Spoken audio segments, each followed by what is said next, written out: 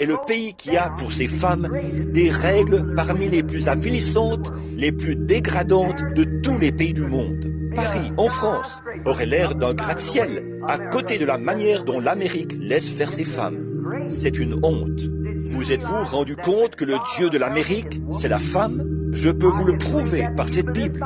C'est vrai. Vous rendez-vous compte qu'il doit en être ainsi pour que l'Église catholique puisse introduire sa doctrine de la Vierge Marie?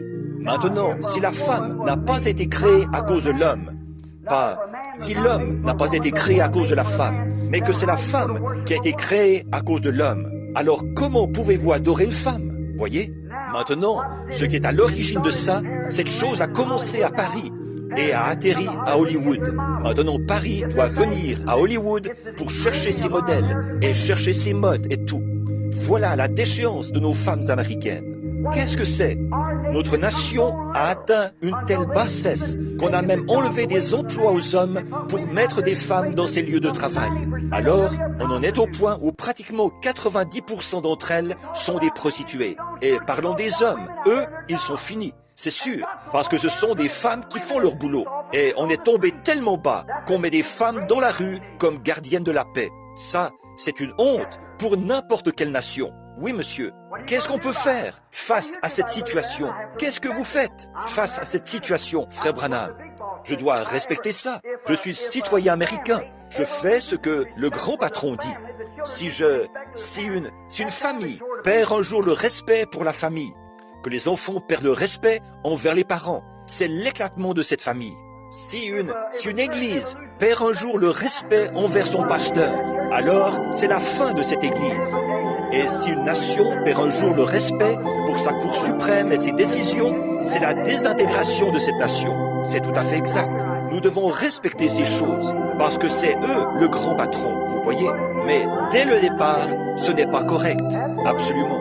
Saviez-vous que l'homme, dans la Bible, dans la Genèse, au chapitre 1, quand Dieu a créé la femme et l'homme, qu'il a fait l'homme et la femme, alors Dieu a dit à Ève que ton mari dominera sur toi, il sera ton chef. Dites ça en Amérique et vous verrez où ça vous mènera. Oh, ce n'est pas comme ça, c'est la femme qui domine sur l'homme. Forcément, les établissements publics sont organisés. S'il le fallait, je pourrais faire venir des femmes qui se sont présentées dans mon bureau, là. Des douzaines de femmes très bien. Je ne dis pas que toutes les femmes ne devraient pas travailler. Parfois, elles sont obligées de le faire. Elles ont peut-être un mari malade ou quelque chose comme ça, et elles sont obligées de travailler. Mais si ce n'est pas une obligation, elles ne devraient pas le faire. Leur place est au foyer, leur petit château. C'est exactement là qu'elles devraient être. Pour les cheveux longs, mais c'est la place de la femme. Dieu a fait l'homme différent de la femme, au niveau du sexe et de l'apparence, et de tout le reste. Elle ne devrait pas porter un vêtement. La Bible dit que si une femme met un pantalon ou n'importe quel vêtement d'homme, c'est un spectacle abominable, malpropre, dégoûtant devant Dieu. Et Dieu lui fera payer ça. Qui allez-vous écouter? Mais ceci, c'est la Bible.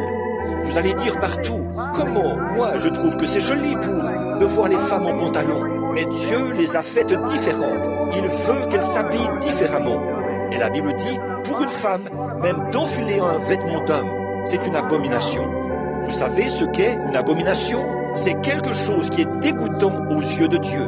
Et le grand Jéhovah qui vous considère comme une chose dégoûtante. Et la Bible dit, et vous qui dites, mesdames, certains d'entre vous là, qui laissez vos jeunes filles à l'âge de l'adolescence, de 18, 20 ans, sortir par ici, habillées comme ça. Et vous aussi, maman, voyez, quand vous sortez et que vous portez ces pantalons et tout ça, et que vous vivez, que vous allez dans la rue et que vous portez ces espèces de vêtements qu'on fait de nos jours et qui vous donnent l'apparence de quelque chose que vous n'êtes pas, voyez, et vous sortez dans la rue avec une allure très sexy. Il se peut que vous soyez tout à fait innocente et pure vis-à-vis de votre mari et tout. Mais si vous sortez dans la rue et qu'un homme vous regarde parce que vous vous êtes présenté comme ça, vous êtes coupable et au jour du jugement, vous aurez à répondre d'avoir commis un adultère avec tous les hommes qui vous auront regardé comme ça. C'est ce que la Bible dit. La Bible dit, quiconque regarde une femme pour la convoiter a déjà commis un adultère avec elle dans son cœur. Et vous êtes coupable et vous arriverez au jugement et direz, Seigneur, Tu connais mon cœur, je n'ai jamais commis d'adultère. J'ai été fidèle à mon mari, mais ici, il y aura un homme. Ici, il y en aura un autre. Ici, un autre, un autre, un autre. 15, 20, 30, 40 qui se tiendront là, disons, coupables d'adultère. Pourquoi? Des hommes vous auront regardé. Eh bien, je n'ai eu rien à voir là-dedans. Eh bien, alors pourquoi vous êtes-vous présenté comme ça? Alors que Dieu vous avait dit de ne pas mettre ça, que c'était une abomination de le faire. Vous vous êtes mis à écouter qui aime Suzy.